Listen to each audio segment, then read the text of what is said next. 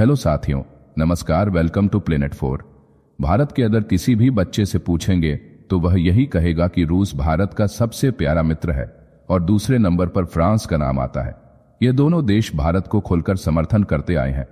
France ने रूस के बाद संयुक्त राष्ट्र में स्थायी सीट के लिए जोरदार आवाज उठाई है। भारत की वैश्विक ताकत को अब कोई रोक नहीं सकता। रूस के बाद अब भारत का सदाबहार दोस्त फ्रांस भी खुलकर मैदान में आ गया है।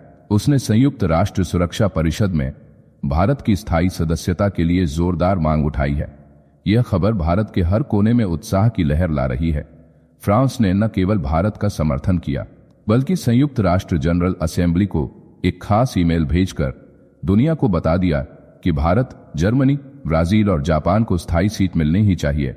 साथ ही अफ्रीकी देशों के लिए 2 सीटों की मांग ने फ्रांस की दूरदर्शिता को और चमका दिया है। कल तक रूस ने भारत के लिए संयुक्त राष्ट्र में अपनी आवाज बुलंद की थी और अब फ्रांस ने उस आग में और तेल डाल दिया है।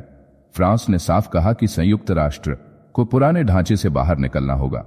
कम से कम 25 सदस्यों वाला नया ढांचा बनाना होगा। भौगोलिक विविधता के आधार पर देशों को शामिल करना होगा ताकि संयुक्त राष्ट्र के फैसले पूरी दुनिया को स्वीकार्य हों। यह मांग भारत के लिए एक सुनहरा मौका है क्योंकि फ्रांस जैसे शक्तिशाली देश का साथ मिलना कोई छोटी बात नहीं है। पिछले साल सितंबर में फ्रांस के राष्ट्रपति इमैनुएल मैक्रों ने न्यूयॉर्क में संयुक्त राष्ट्र महासभा के 69वें सत्र में भारत की तारीफों के पुल बांधे थे। उन्होंने कहा था, जर्मनी, ब्राजील और जापान को स्थायी सदस्य बनना चाहिए। अफ्रीका के 2 देशों को भी प्रतिनिधित्व मिलना चाहिए। मैक्रों की यह बात दुनिया भर में सुर्खियां बनी थी और अब फ्रांस ने एक बार फिर वही आग उगली है। यह भारत के लिए गर्व का पल है क्योंकि फ्रांस, अमेरिका, यूनाइटेड किंगडम और रूस जैसे देश भारत के साथ कंधे से कंधा मिलाकर खड़े हैं। लेकिन इस कहानी में एक खलनायक भी है और वह है चीन। जी हां, चीन वही देश है जो भारत की राह में बार बार रोड़े अटकाता है। चीन नहीं चाहता कि भारत संयुक्त राष्ट्र सुरक्षा परिषद में स्थायी सीट हासिल करे। उसका विरोध भारत की राह को मुश्किल बना रहा है। लेकिन भारत अब रुकने वाला नहीं है। फ्रांस और रूस जैसे दोस्तों का साथ भारत को नई ऊंचाइयों तक ले जाएगा। पिछले साल चिली के राष्ट्रपति गैब्रियल बोरिक फोर्ट ने भी भारत का समर्थन किया था। उन्होंने संयुक्त राष्ट्र की 80वीं वर्षगांठ तक सुरक्षा परिषद में सुधार की बात कही थी।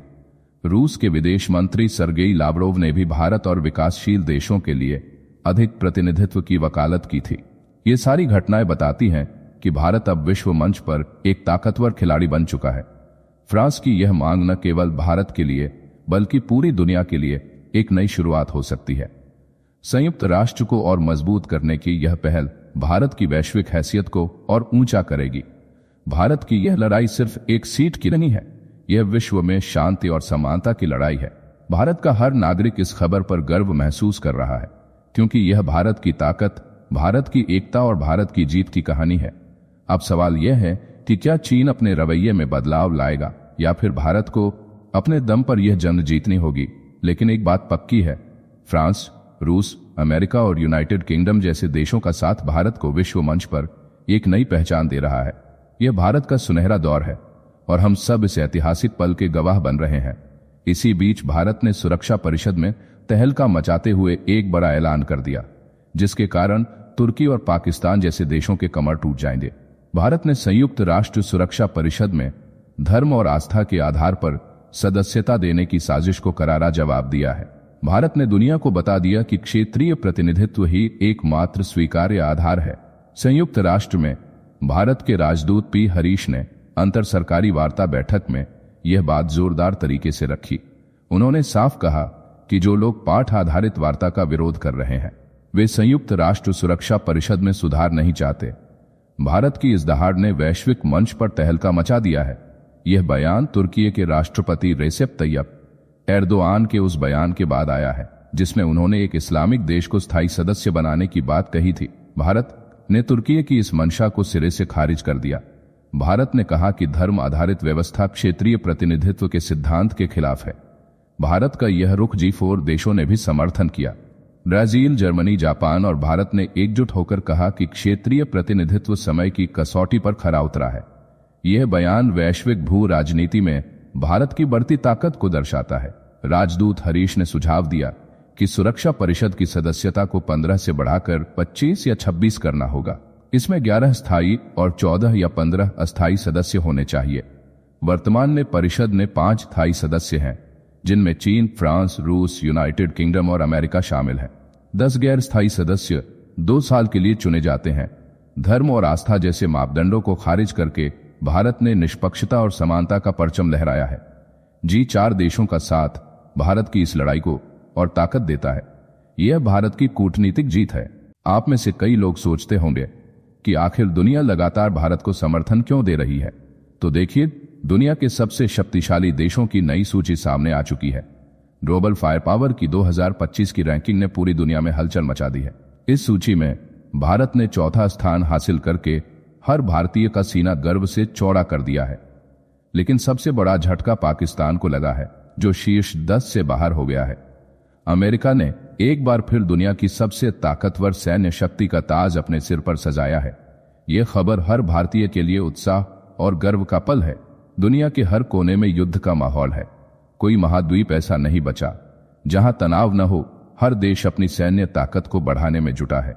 नए हथियार बन रहे हैं, सैन्य अड्डों का विस्तार हो रहा है, रक्षा सौदों की बाढ़ आ गई है। ऐसे में ग्लोबल फायर पावर की यह सूची दुनिया की भू राजनीति को समझने का एक नया नजरिया देती है। अमेरिका इस सूची में पहले स्थान पर है। पावर इंडेक्स में उसे 0.0744 अंक मिले हैं। 21,27,500 सैन्य कर्मियों के साथ अमेरिका के पास 13,043 विमान और 4,640 टैंक हैं।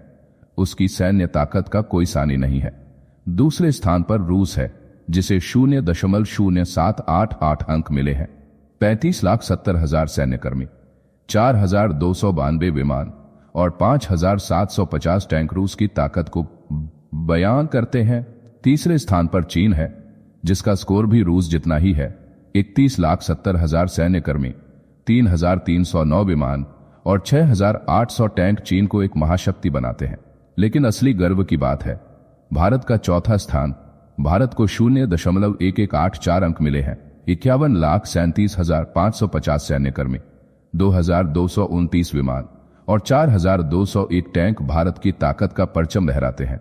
भारत ने अपनी रक्षा इंडस्ट्री को मजबूत करके दुनिया को दिखा दिया कि वह अब किसी से पीछे नहीं है।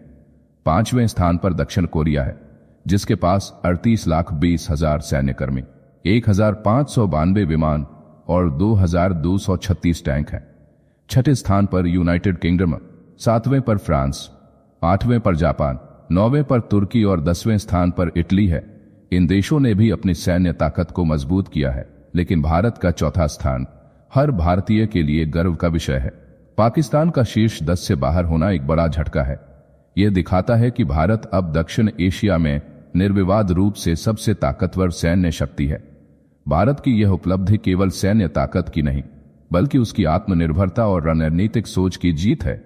यह सूची दुनिया को बता रही है कि भारत अब एक वैश्विक महाशक्ति बन चुका है। उसकी सैन्य ताकत, आर्थिक शक्ति और कूटनीतिक प्रभाव उसे दुनिया के शीर्ष देशों में ला खड़ा करता है। यही कारण है कि भारत के समर्थन में हमारा जिगरी मित्र रूस हमेशा खड़ा रहता है। भारत और रूस की दोस्ती ने एक और ऐतिहासिक मुकाम हासिल कर लिया है। 78 साल की राजनयिक साझेदारी के मौके पर रूस ने संयुक्त राष्ट्र सुरक्षा परिषद में भारत की स्थायी सदस्यता के लिए अपनी आवाज और बुलंद कर दी है। यह खबर हर भारतीय के दिल में गर्व और उत्साह की लहर दौड़ा रही है। रूस ने न केवल भारत का समर्थन किया, बल्कि स्लोवाकिया जैसे देश भी भारत के साथ खड़े हो गए हैं। यह भारत की वैश्विक ताकत का एक और सबूत है।